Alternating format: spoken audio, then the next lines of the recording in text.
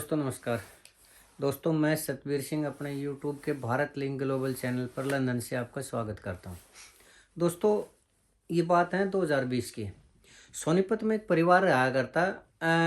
उसमें एक लड़की और एक लड़का, यानी और वो जो लड़का था वो बड़ा था, लड़की छोटी थी। तो लड़का दिल्ली पुलिस में था, यानी परिवार मध्यम वर्गीय परिवार था, ठीक काम चल रहा था।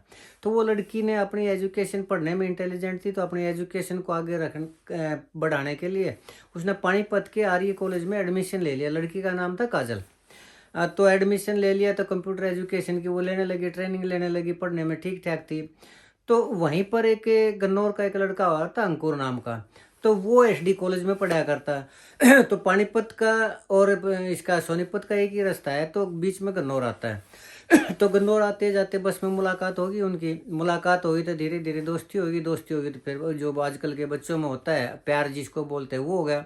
अब काफ़ी टाइम हो गया तो प्यार करने लगे, वो एक दूसरे से घूमते फिरते रहे, तो फिर उन्होंने मैरिज करने का निर्णय लिया। और अब चूंकि काजल का जो भाई था वो दिल्ली पुलिस में था, तो उसने भी पुलिस में भर्ती होने की सोची, तो वो कमांडो में सेलेक्ट होगी। लड़की शरीर से अच्छी थी, फुर्तीली लड़की थी, ताकत थी शरीर में, तो वो कमांडो बन गई, यानी गवर्नमेंट जॉब उसको मिल गई। और उस लड़के के साथ उसके साथ वो चली रही थी। और तो वो लड़का मैं उसके जो परिवार था, लड़के का और लड़की का, दोनों का परिवार नहीं चाह रहा था कि इनकी आपस में मैरिज हो। लेकिन अड़ गई, ये काजल नाम की लड़की थी, ये अड़ गई कि उसने अपने माँ बाप को ये कह दिया कि अगर मैं मैरिज करूँगी तो इसी के साथ करूँगी, अंकुर के साथ करूँगी, नहीं तो मैं सारी उम्र कुंवारी रहूँगी। अब लड़की जब ऐसी धमकी दे देती है तो माँ बाप यही सोचते हैं चलो देखी जाएगी, जो होगा जैसा भी लड़का है इसकी किस्मत में है, कर देते हैं मैरिज। तो उन्होंने वो मैरिज कर दी, और वो अरेंज कम लव मैरिज कम अरेंज मैरिज थी। तो उस मैरिज के अंदर तब तक जो उनका कैपेसिटी थी लड़की के घर वालों की, उतना उन्होंने दान दहेज भी दिया। और जो एक वाणे बोलते हैं हरियाणवी उसमें, तो वाणे उन्होंने 2100 के वाणे कर दिए। तो जब वो मैरिज करके घर गई तो उन्होंने देखा कि इनके पिताजी ने तो ज़्यादा वो दिया ही नहीं। लेकिन तब तक वो कमांडो तो भर्ती हो ही चुकी थी, यानी गवर्नमेंट जॉब तो उसके पास थी। और तो वो उसको दहेज को लेकर ना ताने मारने लगे कि हमारे लड़का का तो गवर्नमेंट जॉब, क्योंकि तब तक वो अंकुर लड़का था, वो भी इसमें डिफेंस रक्षा मंत्रालय में क्लर्क के पद पर लग गया था। तो वो कहने लगे कि हमारा तो सरकारी नौकरी करता है, सरकारी नौकरी वालों को तो लाख लाख के वाणे होने चाहिए थे, गाड़ी होनी चाहिए थी, ये होना चाहिए था, वो होना चाहिए था। हालांकि उन्होंने एक बार भी ये नहीं देखा कि वो जो लड़की है वो भी तो गवर्नमेंट जॉब करती है, सारी उम्र उसके घर तनख्वाह भी तो आनी है। लेकिन ये जो औरतों के जो होते हैं ना कि ये नहीं लेके आई, वो नहीं आए, और इस तरह उनमें आपस में झगड़ा होने लग गया।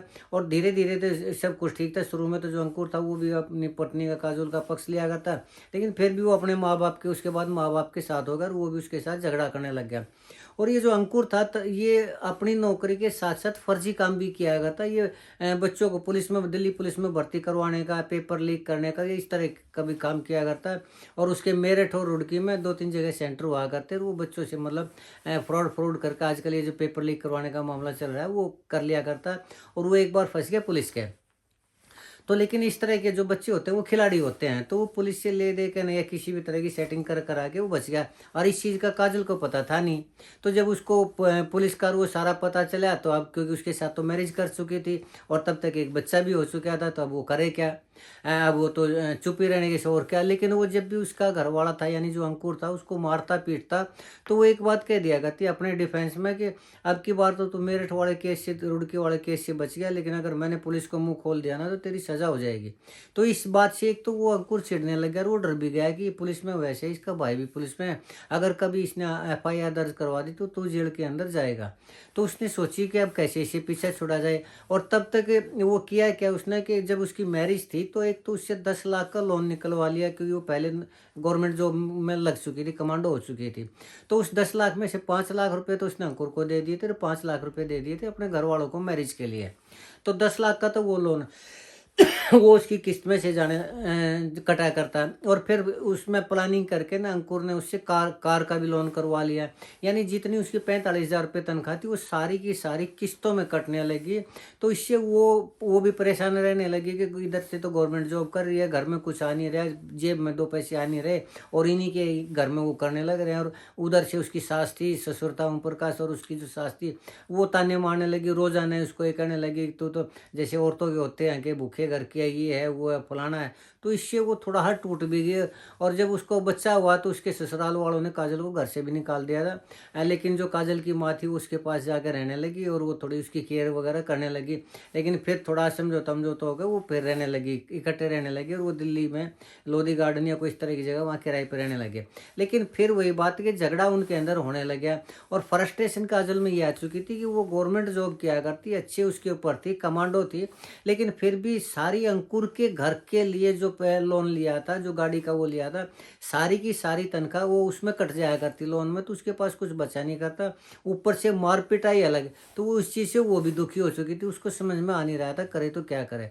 तो इसी बात पे एक बार उनके वो झगड़ा हुआ, तो वो अंकुर है वो थोड़ा वो जिम वगैरह भी किया था, घर में डम्बल वम्बल रखा करते, तो उसने वो डम्बलों से वो काजल के सिर पर कई इतने वार किए कि वो वहीं पर मर गई। और उस टाइम वो शायद उसके भाई ने आरोप लगाया कि मेरे से फ़ोन पर बात करने लग रही थी और फ़ोन पे ही मैंने चीख की आवाज़ सुनी। और जब उसके थोड़ी देर बाद उसके अंकुर ने उसके भाई के पास भी फ़ोन कर दिया, काजल के भाई के पास, कि ये मर गया और हॉस्पिटल में आ जाए। तो उसने पुलिस रिपोर्ट करवाई, खैर पुलिस ने उसको अरेस्ट कर लिया है और उसको हवालात में डाल दिया। और ये जो घटना ये कल परसों की है, ज़्यादा पुरानी बात नहीं है। तो इसमें दोस्तों अब ये देखिए, उस काजल लड़की का क्या कसूर था? उसने तो प्यार ही तो किया था और अपना सब कुछ, अपनी सैलरी वगैरह सब कुछ अंकुर के लिए, अपने पति के लिए लगा दिया था।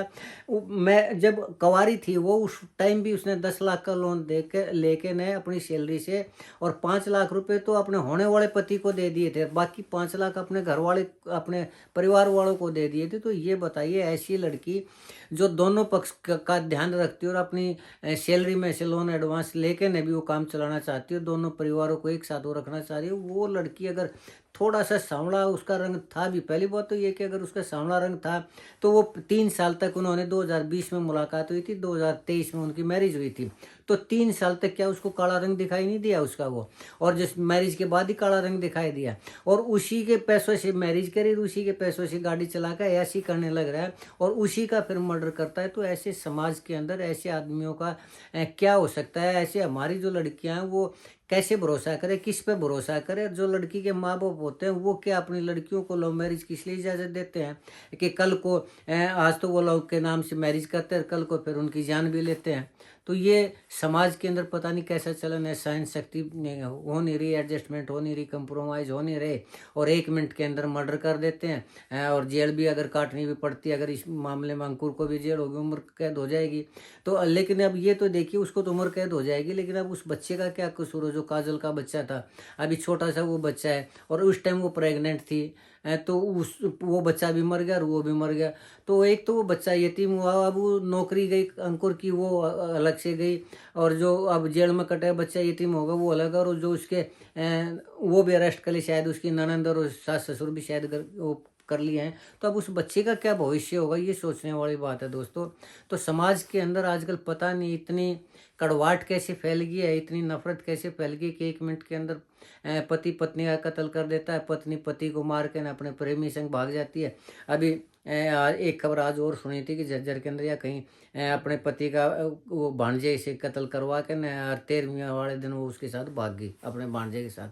तो आजकल ये समाज का ताना बाना है ना कि इतना बिगड़ चुका है कि समझ में नहीं आता है कि समाज जा किस ओर रहा है। खैर दोस्तों, अब क्या कर सकते हैं, अब जो समाज ही ऐसा हो चुका है और आज सहन शक्ति खत्म हो चुकी है, कोई हमारी संस्कृति के प्रति लगाव नहीं, आपस में इंसानों पर भरोसा नहीं, पति पत्नी में प्यार नहीं है। तो देखिए आगे चल के क्या होता है। आज के लिए इतना ही।